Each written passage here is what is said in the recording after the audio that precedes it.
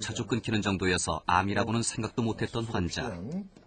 혈액검사 수치가 높아 전립선암이 의심되는 상황이라 조직검사가 시급했다. 꼭 필요한 검사들 몇 개 해드릴게요. 앞 환자와 비슷한 증상으로 병원을 찾은 다른 환자.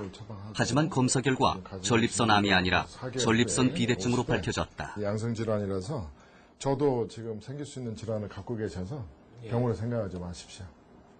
지금 가지고 계신 질환은 비대증은 다 있어요. 저도 있습니다. 우리 저 배사님도 좀 있으면 또 비대증 됩니다.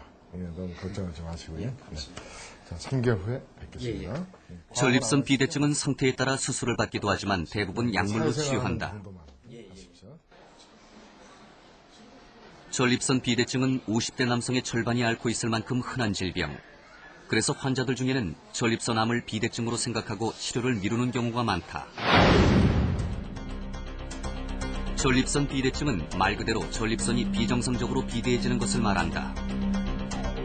특히 이행대라 불리는 요도 주변이 집중적으로 비대해진다. 그래서 요도가 좁아지고 소변을 제대로 못 보는 배뇨 장애를 겪게 된다.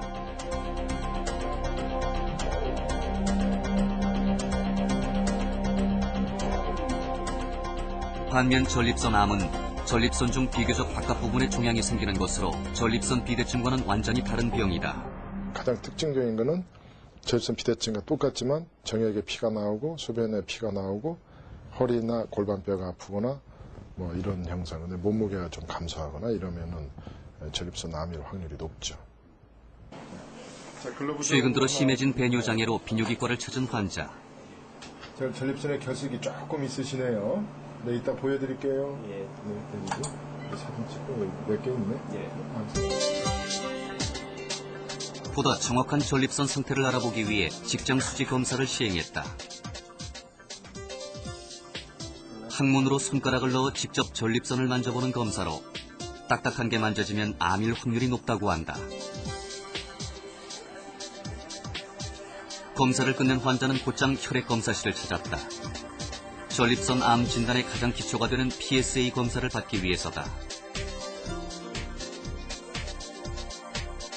전립선의 특징 중 하나는 혈액 속에 전립선 특이 항원, 즉 PSA를 만든다는 것이다. 이 PSA 수치가 높으면 암을 의심해봐야 한다. 다른 암은 어떤 피검사나 어떤 소변검사에 의해서 암을 진단할 수가 없어요. 해도 아주 그 가능성만 보는 건데 유독 인체 암 중에서 전립선 암만이 혈액을 채취해서 저 사람이 전립선 암을 지금 가지고 있을 확률이 매우 높아서 조직검사를 반드시 해서 암을 진단해야 되겠다고 하는 거를 확인할 수 있는 게 인체암 중에 하나밖에 없습니다. 전립선 암입니다. 그래서 조기 진단이 가능하고. 네, 안녕하세요. 네, 일로 앉으십시오. 검사 결과가 나왔다. 유독관님이시죠? 예. 네. 방광에서 전립선 넘어가는 이 요도 예. 잘 열려 계셔서 예. 그 여러 가지 그 검사를 제가 볼 때 전부 정상. 예. 아주 건강하신 것 같습니다. 예, 고맙습니다. 검사 결과는 다행히 정상. 소변을 이렇게 보시고 환자가 겪었던 배뇨 장애는 전립선의 문제가 아니라 환자의 배뇨 습관과 하복부의 과도한 지방 때문에 생겨난 것으로 밝혀졌다. 지방층이 좀 두꺼워서 예. 비대해 있어요.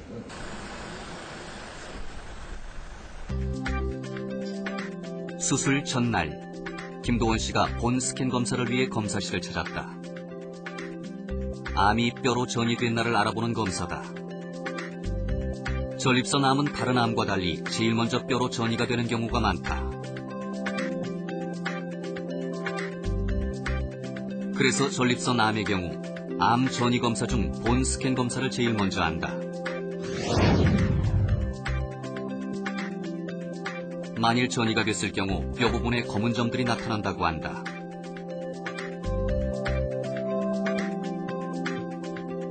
뼈로 전이가 됐다면 암은 이미 3기를 넘어선 것. 그렇다면 수술은 불가능해질 수도 있다. 수술 전 검사 중 빠지지 않는 것이 바로 안압 검사. 김도원 환자가 받게 될 로봇 수술은 수술 받을 때 환자의 위치가 여느 수술과 달라 여러 가지 체크할 것들이 추가된다. 한편 의료진은 수술을 위한 마지막 준비에 들어갔다.